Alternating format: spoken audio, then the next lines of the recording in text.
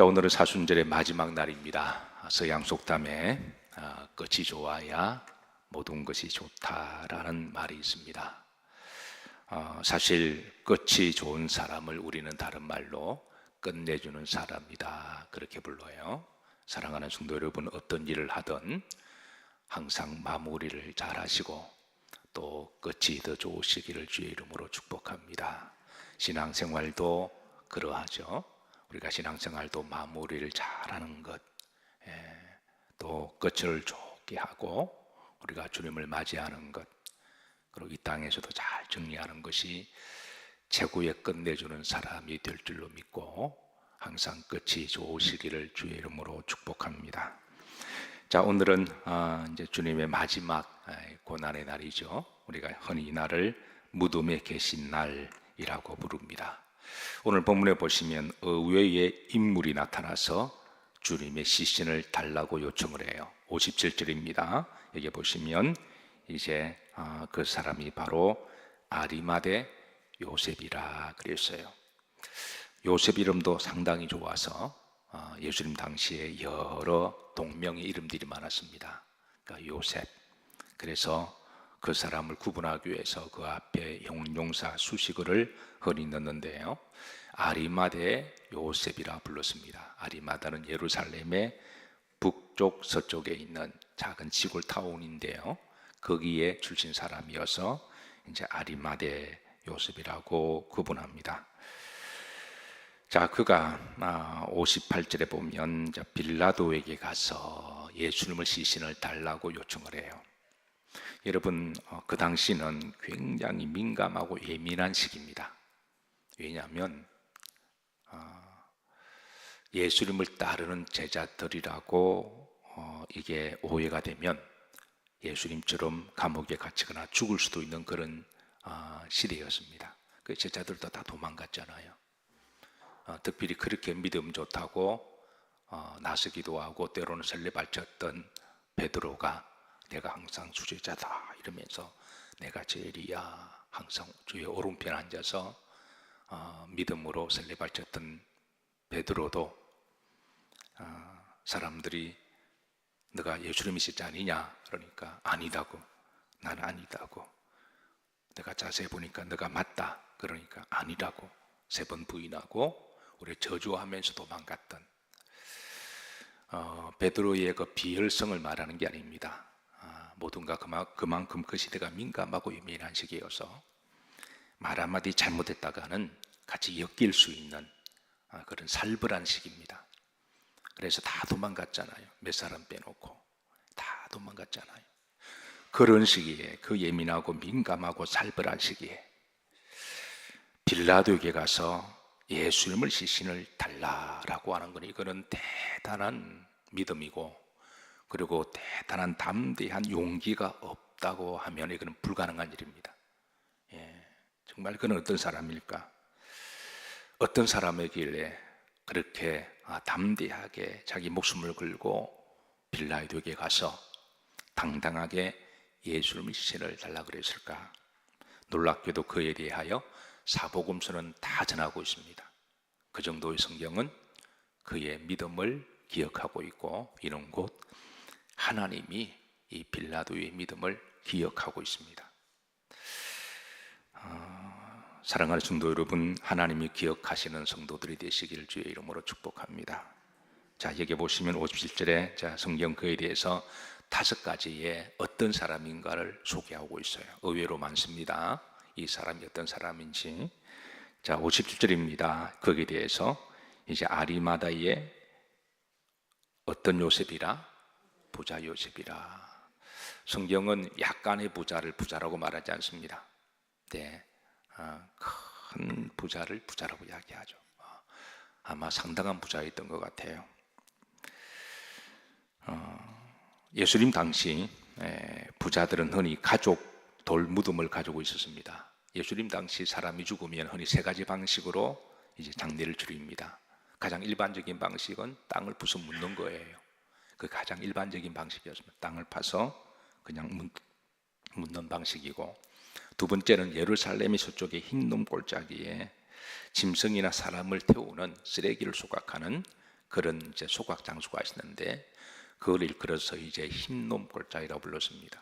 거기에는 사람들이 항상 쓰레기를 갖다 버리거나 불태울 것들, 아니면 짐승이 죽으면 갖다 버리고, 심지어 가난하고 힘없는 사람들은 땅에 묻을 여력도 없으면 거기에 시체를 갖다 버리기도 하고, 또 거기에 또 뭐 이렇게 또 이렇게 사형당한 사람들이나 아니면 자살한 사람들이나 어쨌든 애매한 것들을 그걸로 다 갖다 버렸습니다. 그러니까 거기에는 밤이고 낮이고 그게 항상 갖다 버려서 항상 이렇게 이렇게 사체가 태워지고 연기가 이렇게 시커멓게 올라가고, 그리고 또 태우는 냄새가 얼마나 쾌쾌하고 냄새가 날까요? 그래서 구약에는 그곳을 지옥으로 비유할 때에 흰놈 골짜기에 게헨나라고 그렇게 비유할 정도로 그런 곳이 있습니다. 그런가 하면 이제 좀 여유가 있는 사람은 이제 무덤을 만드는데 이 돌무덤을 만들어요. 그리고 더 여유가 있는 사람은 아예 패밀리 툼을 만들어서, 그러니까 가족묘를 만드는 거죠. 그래서 저도 일전에 성지 탐사를 갔을 때 그곳에 둘러본 적이 있는데요, 아주 유심히 둘러봤습니다. 근데 꽤 규모가 커요. 가운데 선반이 있고 시신을 1년 동안 안치할 그 장소 있고, 그 옆으로 보면 이제 다 요만한 구멍들이 이렇게 뚫어져 있습니다.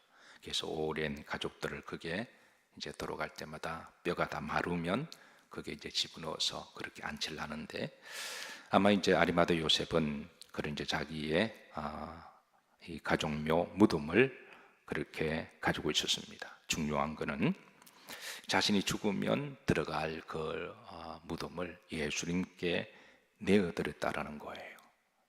그러고 나서 이것보다 더 이제 우리가 좀 살펴봐야 할 것은 59절입니다. 자, 요셉이 예수님의 시신을 어떻게 처리했는가를 성경은 또 알려주고 있습니다. 자, 59절입니다. 합독합니다. 요셉이 시체를 가져다가 깨끗한 샘 앞으로 사서, 자, 요셉이 예수님의 그 갈보리 십자가에 달려 있는 좀 표현하기 좀 그렇습니다만은 거의 걸레가 되어서 몸이 다 찢어지고 상처가 나오고 피범벅이 되었고 피가 말라서 비틀어졌던 그 시신을 끄집어낼 때 얼마나 힘들었을까 우리가 충분히 상상할 수가 있습니다. 또 그 시체를 온몸으로 이렇게 또 예수님의 또 다 큰 성령이시니까 또는 또 무게도 있으실 터이고 자신도 온몸에 피범벅이 되어서 그렇게 끌어내시고, 그리고 깨끗한 샘 앞으로 사서, 이 말은 예수님의 시신을 깨끗하게 닦아드리고 소위 염을 한다고 이야기하죠. 지금은 우리나라 장례 문화가 기독교 문화식으로 많이 발전되어서 옛날 식과는 좀 상당히 많이 발전되었어요. 근데 옛날에는 이제 염 처리하는 분이 계셨습니다. 전문 장례사도 계시지만 그 일을 믿는 사람들은 주로 목회자가 했습니다. 저는 그 끝 무렵에 목회를 했던 사람이어서 저도 이제 그 염 처리하는 때까지는 제가 목회를 하다가 유학을 갔는데요, 갔다 오니까 이제 장례 문화가 완전히 바뀌었더군요. 그래서 이제는 거의 서구식으로 기독교식으로 많이 간편화가 되어서 상당히 좀 발전이 되었지만, 그래서 염 처리할 때는 몸을 깨끗하게 닦고, 그리고 사람의 구멍이라는 구멍은 다 닦고 이물질 다 드러내고 소독하고 거기에 이제 솜으로 다 막는 그런 과정들을 그 당시는 방 안에서 이제 목회자가 그 일을 대신했습니다. 어쨌든 아리마대 요셉이 예수님의 그 걸레 같은 피범벅되고 굳었던 그런 그 피 묻은 모습을 깨끗하게 닦으면서 얼마나 많이 힘들고 울었을까 충분히 상상이 되죠. 내 사랑하는 주님께서 이런 일을 당하셨으니까.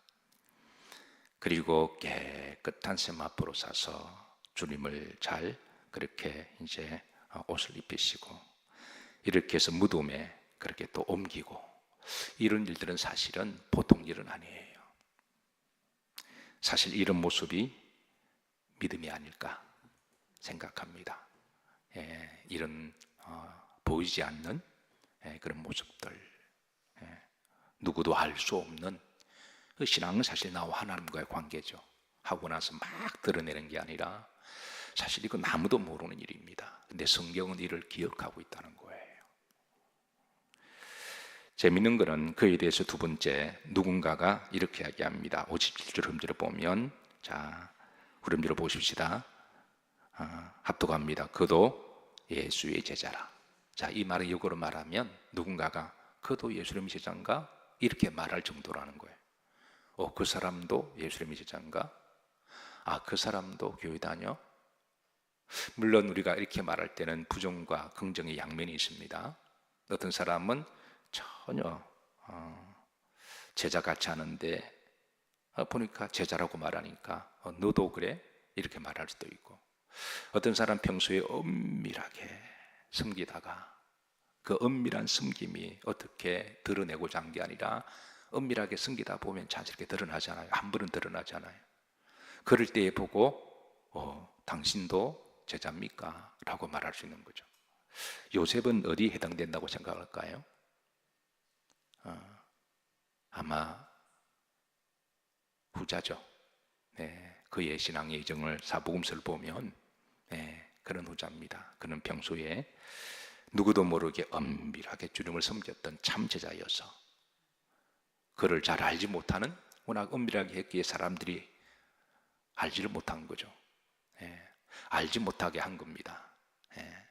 그러니까 사람들이 나중에 보고 그도 예수님의 제자였다 라고 그렇게 평가할 정도의 엄밀하게 주님을 잘 섬겼던 사람입니다. 주님은 평소에 이런 말씀을 자주 하셨어요. 누구든지 나를 따라오려거든 오롱소리 하는 일을 뭣도 모르게 해라, 왼손도 모르게 해라. 이 말은 무슨 말일까요? 나도 주의 이름을 했으면 나도 잊어버리라는 거예요.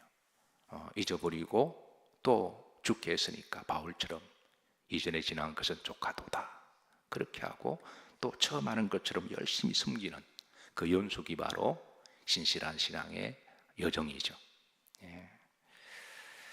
사실 이런 사람들은 세상이 잘 알아주지 않습니다. 하나를 하고 여기저기 PR을 해야, 피가 나고 알리도록 알려야 세상 사람들이 말이라도 한마디 더 칭찬하는데, 그런데 요셉과 같은 사람은 알아주지 않습니다. 여기 갈등이 있는 거죠. 그런데 예수님은, 중요한 건 예수님은 알아주십니다. 그래서 사복음서는 요셉을 다 기록하고 있습니다. 세 번째 거는 공회원이었습니다. 누가복음 23장 50절에 보시면요, 합독합니다. 공회의원으로 그랬습니다. 공회의원. 그 당시에는 사내들인 회원을 이야기합니다. 우리로 말하면 국회의원이온 거죠. 그러니까 이 사람이 보통 사람 아니에요. 정치적인 파워도 권력도 가지고 있는 사람입니다. 네 번째입니다. 그에 대해서 선하고 의로운 사람이라 그랬습니다. 선하고 의로운 요셉이라. 선하다고 하는 것은 성품 자체가 착하다고 하는 것이죠. 성품이 착하고 양처럼 온순하고 그리고 의롭다. 이 말은 바르고 올바른 그런 사람이었음을 알 수가 있습니다. 평상시에 그런 그 지역에서, 아리마대라고 하는 지역에서 그 지역을 대표하는 부자, 기도하고 정치적인 권력도 있고, 그러나 그는 늘 교만하지 않고 겸손하게, 선하고 젠틀하고 그리고 착하게 올바른 것을 추구하며 살았던 사람, 바로 그 사람이 아리마대 요셉이었습니다. 참 훌륭한 분이죠. 오늘 본문을 읽고 십자가에 달리신 예수님을 내리는 이 감동스러운 모습을 그림으로 그리고 싶은 신실한 신앙의 화가가 있었습니다. 그 사람 바로 저 벨기에의 화가라고 부르는 파울 루벤스라고 하는 화가, 16세기의 최고의 화가라고 평가를 받는 사람인데요, 그가 오늘 본문을 깊이 묵상하고 자신만의 신앙 고백적 언어로, 그림의 언어를 통해서 하나님께 그렇게 이 그림을 바쳤습니다. 유명한 성화가 되었습니다. 이 성화를 보시면 이 성화에 자, 첫 번째 여러분 눈의 시선을 사로잡는 사람이 누군가요? 뭐 이제 그림은 뭐 그 그림을 보는 갤러리를 보는 독자의 그 평가니까 이게 뭐 정답이 있을 수 없어요. 여러분은 이 그림을 볼 때 누가 한눈에 확 들어오나요? 단연 예수님이시죠. 단연 예수님이시죠. 우리가 이제 예수님이 이 그림의 주인공인 것을 첫 번째로 하고, 그 다음에 루벤스가 정말 그리고 싶은 사람은 아리마대 요셉이었습니다.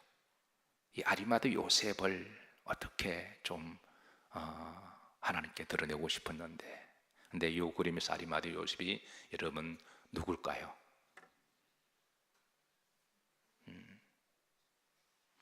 어때요? 여러분 한눈에 빨간색이 확 들어오죠? 예. 이 빨간색은 아리마대 요셉이 아니라 사도 요한입니다. 사도 요한을 그리고 그 왼쪽 밑에 보면 세 명의 여인들이 나오죠. 혹시 이런 사람을 아리마대 요셉이라고 말할 수는 없겠죠. 그는 요셉은 그분들은 남자니까 아마 이 여인들은 막달라 마리아, 예수님 어머니 마리아, 아니면 야고보의 어머니 마리아, 아니면 살로메 뭐 이렇게 있을 수가 있습니다. 루벤스는 이 그림을 그릴 때 그렇게 생각을 했던 것 같아요. 정답은 잘 모릅니다. 그 요셉이 예수님 시신을 내릴 때에 그래도 엄밀하게 주님을 섬기고 끝까지 십자가 아래 있었던 그 사람들과 함께 내리지 않았겠냐. 예민하고 민감한 시기, 살벌한 시기에 제자들은 이미 다 도망갔고, 그러나 유일하게 한 명 남아 있었죠. 사도 요한 제자는 남아 있었고, 몇몇 여인들은 남아 있었고, 그리고 그 밑에 익명의 또 사람들도 남아 있었으니까 아마 혼자 내렸을까 아니면 함께 내렸을까, 아마 그런 함께 내린 거로 생각하고 그림을 그린 거예요. 어쨌든 루벤스가 볼 때는 이 그림 속에 이제 아리마대 요셉을 그리고 싶었는데, 그 사람이 바로 여러분 왼쪽에 중간에 있는 이제 관모를 쓰고 관복을 입은 바로 그 사람이 아리마대 요셉이었습니다. 자, 그러면 나머지 십자가 맨 위에 두 사람과 왼쪽에 있는 세 사람 누굴까요? 이건 모릅니다. 이건 몰라요. 혹자는 이야기를 그림을 평가하는 혹자는 평가가 말하기를 이 사람은 아리마대 요셉이 예수님의 시신을 내리는 게 보통 일이 아니잖아요. 옮기고 하는 이 모든 과정이 힘드니까 사람을 고용한 일꾼이 아닌가 이렇게 해석하기도 하고, 또 혹자는 이들도 익명의 그리스도인들이었다. 엄밀하게 주님을 섬기는 이들이 함께 여기 동참해서 주님의 시신을 내렸다라고 해석하는데, 어느 해석이 맞을까요? 저는 후자가 맞지 않을까 생각합니다. 주님을 사랑하는 사람은 이름을 드러낸 사람들 뿐만 아니라 꼭 베드로만 예수님을 따르고 제자였을까요? 꼭 사도 요한만 예수님이 사랑하는 제자였을까요? 꼭 마리아만, 여기 있는 마리아들만 주님을 사랑했을까요? 매 시대마다 엄밀하게 익명의 신실한 그리스도인들이 오른손이 하는 일을 왼손이 모르게 그렇게 주를 섬기는 그리스도인들이 있으니 이들을 대변하는 사람들이 아닐까, 저는 그렇게 생각합니다. 자, 다섯 번째 마지막입니다. 그에 대해서 성경은 누가복음 23장 51절에 자 이렇게 전언합니다. 합독합니다. 그들의 계리와 행사에 찬성하지 아니한 자라. 그는 유대인의 동네 아리마대 사람이요 하나님의 나라를 기다리는 자라. 이게 이제 가로 처리가 된 부분이 있습니다. 이 부분은 예수님을 십자가에 못 박을 때에 소위 권력이 있는 이들이 모여 이제 음모를 하잖아요. 음모하는 이제 권력가들이 모여서 우선 뭐 권력적으로 이제 누명을 쓰든 거짓말을 하든 법적으로 이 사람은 사형이다. 빌라도가 그렇게 선고를 내리기 전에는 이미 그 안에 그 사내들인 회원들이나 대제사장들 그리고 사두개인들 바리새인들의 권력 있는 자들이 모여서 예수님을 죽이자라고 결의할 때, 그때에 그는 그 결의에 찬성하지 않았다는 거예요. 정말 정치적으로 그는 왕따를 당할 수도 있고 그의 그 국회의원 배지가 날아갈 수 있는 그런 상황 속에서도 그는 찬성하지 않았다. 후렴절에 보면 자 중요한 것입니다. 하나님의 나라를 많은 사람이라 기다리는 사람이다. 그의 마음속에 늘 하나님의 나라가 있었습니다. 하나님의 나라를 기다리는 사람. 하나님의 나라를 기다린다고 하는 것은 늘 죽음을 의식하고 그리고 그 후에 영원한 하나님 나라를 위해서 사는 사람이라고 하는 것이죠. 그런 조용히 하나님의 나라를 품고 산 사람입니다. 우리는 이런 삶을 신학적으로 실존론적인 종말론의 삶이라고 이야기를 합니다. 중요한 것은 그는 예수님 안에서 하나님의 나라를 대망했습니다. 중요한 것은 예수님 안에서. 한 가지 질문합니다. 요셉은 주님이 부활하실 것을 알았을까요? 몰랐을까요? 네, 어떠세요 여러분? 요셉이 그걸 알고 하나님의 나라를 주님 안에 늘 대망하면서 주님이 부활하실 것이다. 부활하신다면 자신의 무덤을 내어드리는 것이 그건 아까운 게 아니라 그건 엄청난 영광이죠. 근데 몰랐다면 이것도 대단한 일이기는 해요. 근데 알았을까요? 몰랐을까요? 나중 천국 가셔서 물어보세요. 요새 만나거든. 그 일을 그 예민하고 민감하고 살벌한 시기에 어떻게 그런 행동을 하셨나요? 알았나요? 몰랐나요? 그런데 우리가 여기서 유추할 수 있습니다. 알을 수도 있고 몰랄 수도 있습니다. 만약에 그가 예수님의 말씀을 그동안 잘 들었다면 그런 틀림없이 알았을 거예요. 왜냐하면 주님은 살아생전에 부활하실 것을 여러 번 말씀하셨거든요. 대표적으로 요한복음 11장 25절에 보면 주님께서는 나사로의 장례에 참석하셔서 나는 부활이요 생명이다. 나를 믿는 자는 죽어도 살겠고 무릇 살아서 나를 믿는 자는 영원히 죽지 아니하리라. 너희들이 이것을 믿느냐? 그러니까 평소에 주의 말씀을 잘 들었다면 그리고 그 말씀을 믿었다면 그럼 주님 부활하실 것을 믿었죠. 또 요한복음 14장 6절에 보시면 나는 길이요 진리요 생명이니 나를 믿는 자는 죽어도 살겠고 무릇 살아서 나를 믿는 자는 영원히 죽지 아니하리라. 그리고 나는 길이요 진리요 생명이니 나로 말미암지 않고서는 아버지께로 올 자가 없다. 그러니까 주님은 살아생전에 이런 말씀을 여러 번 하셨습니다. 안 하신 게 아니에요. 만약에 몰랐다면 그동안 주님의 말씀을 잘 못 들은 거겠죠. 아니면 주님이 말씀을 믿지 못했거나 그럼 모를 수밖에 없고, 근데 안다면, 확신했다면 평소에 주의 말씀을 잘 들었다는 증거입니다. 그리고 그 말씀을 믿었다는 거예요. 여러분, 우리 그리스도인들은 우리 기독교를 말씀의 종교라고 이야기해요. 하나님 우리들에게 말씀을 많이 해주십니다. 살아있는 동안에 말씀을 충분히 듣게 하십니다. 뭐 부족함이 없도록 하나님이 여러분들을 사랑하셔서 목사를 쥐어짜든 어쨌든 못됐든 간에 말씀을 계속 여러분들에게 듣게 하십니다. 이 말씀을 들어주실 때 잘 들으시길 주여 여러분을 축복합니다. 나중에 몰랐다 그러지 마시고, 나중에 몰랐다 그러지 마시고, 그래서 말씀을 들을 때 들리시기를 주의 이름으로 축복합니다. 그리고 두 번째는 믿어야 됩니다. 그러니까 아리마대 요셉이 아마 저는 알았지 않았을까. 왜? 그는 참 제자였거든요. 드러내놓지 않고 설레발치지 않고 조용하면서도 마음속에 늘 하나님의 나라를 품고 살았으니까. 그러니까 그가 주님이 하신 말씀을 잘 들었고 잘 기억했겠죠. 그러니까 그 살벌한 시기 가운데 투표를 다 할 때 혼자서 그런 찬성하지 아니했고 정치적인 사망 선고를 받은 사람일 수도 있습니다.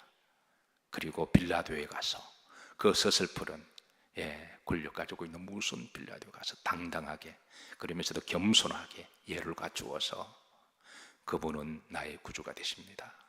그분의 시신을 나에게 주소서. 제가 잘 처리하겠습니다. 빌라도도 아마 요셉의 그 모습과 품위를 봐서 그렇게 하시오라고 했을 것 같아요. 함부로 대할 수 없는 그 사람의 삶과 말 속에 나오는 아우라가 있잖아요. 그래서 내어드렸고, 그리고 그는 그 시신을 눈물을 흘리면서 깨끗하게 잘 닦고 자신이 입을 수 있는 그 깨끗한 그 세마포를, 아마 이 옷도 장례를 위해서 준비한 옷이 아닐까요? 자기 무덤에 이렇게 안치했던 이 모든 과정들, 이거는 여러분 우리가 한 구절을 읽고 지나갈 문제가 아닙니다. 2차 세계대전 영웅이었던 윈스턴 처칠 수상의 스토리입니다.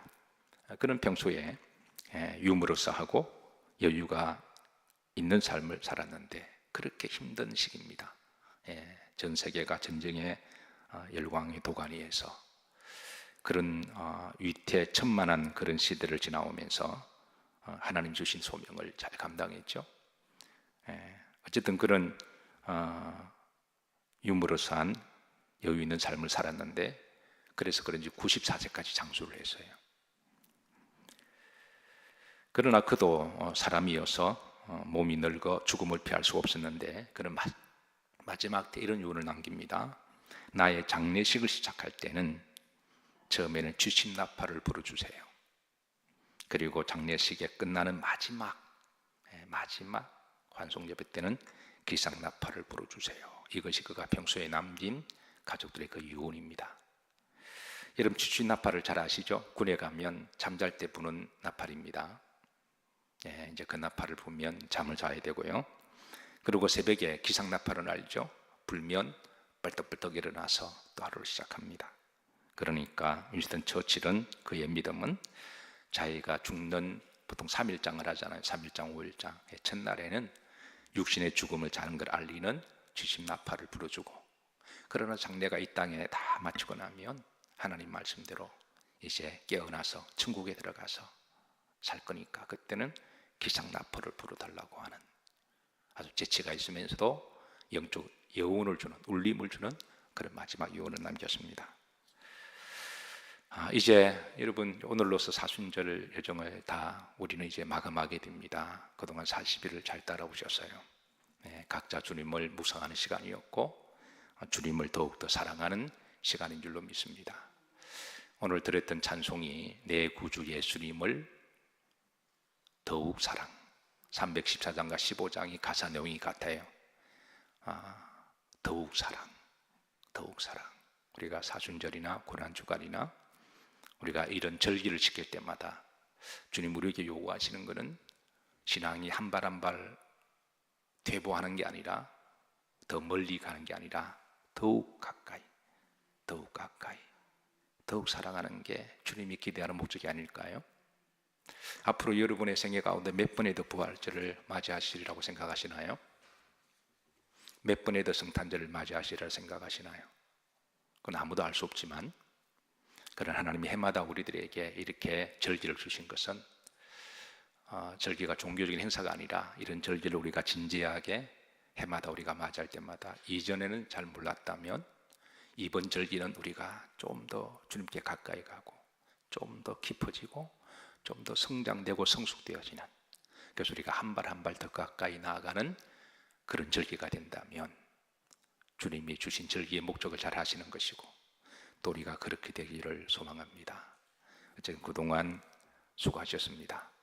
그리고 오늘 하루도 잘 주님을 묵상하셔서 보내시고 내 주 되신 주님을 참 사랑하고 그리고 이전보다 더 사랑하고 그리고 더욱 사랑하는 그런 믿음의 여정들이 되시기를 주의 이름으로 축복합니다. 314장 찬양 들으시고 우리 오늘 주신 말씀과 또 중보 기도하십니다.